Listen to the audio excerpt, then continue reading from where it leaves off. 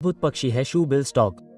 ये डायनासोर जैसा दिखने वाला पक्षी है जिसकी मौत की निगाहें आपको सपने में भी परेशान कर सकती हैं। हाल ही में YouTube वीडियो ब्राउज करते समय मुझे ये पक्षी दिखाई दिया।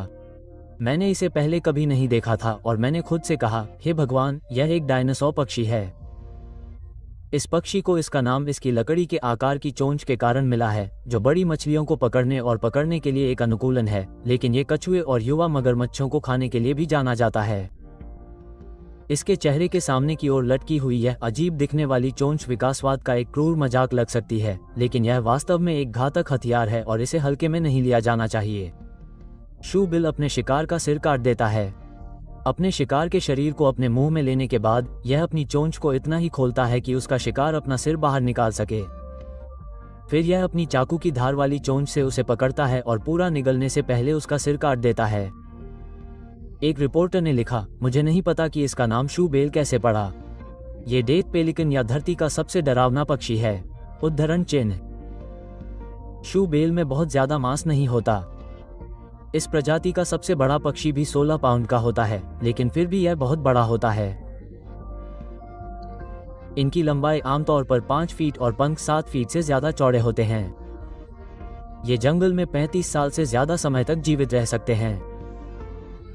आमतौर पर पक्षियों की दूसरी प्रजातियां अपनी कमजोरियों को दूर करने के लिए एक साथ रहती हैं, लेकिन शू बिल में ऐसी कोई समस्या नहीं होती। नतीजतन ये पक्षी अपना ज्यादातर समय अकेले में बिताता है और प्रजनन के लिए ही अपनी प्रजाति के दूसरे सदस्यों के साथ रहता है। इसके अलावा ये पक्षी ज्यादातर समय मौन रहता है। शू बिल वाले पक्षी कई दिनों तक एक भी आवाज नहीं करते, उड़ान भरते या उतरते समय अपने पंखों को सरसराहट के अलावा। जब किसी साथी को आकर्षित करने या किसी दूसरे पक्षी का अभिवादन करने का समय होता है तो वे अपनी चोंच से एक स्पष्ट ताली बजाते हैं जिसे बिल क्लैटरिंग कहते हैं, जो एक शानदार मशीन गन ध्वनि प्रभाव जैसा लगता है।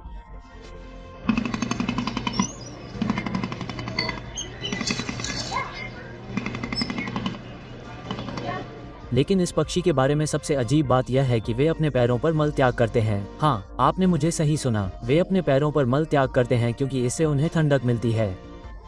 पक्षियों का मल ज्यादातर तरल होता है और उनके पैरों से गुजरने वाले गर्म खून की गर्मी तरल अपशिष्ट को वाष्पित करने के लिए उपयोग की जाती है, जिससे पक्षी में ठंडा खून प्रवाहित होता है।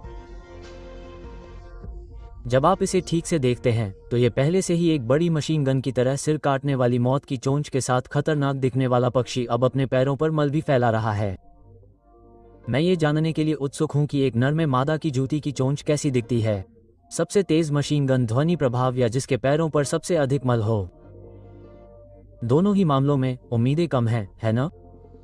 खैर, यह इस वीडियो का अंत है। देखने के लिए धन्यवाद और हम आपसे अगली बार मिलेंगे। अलविदा।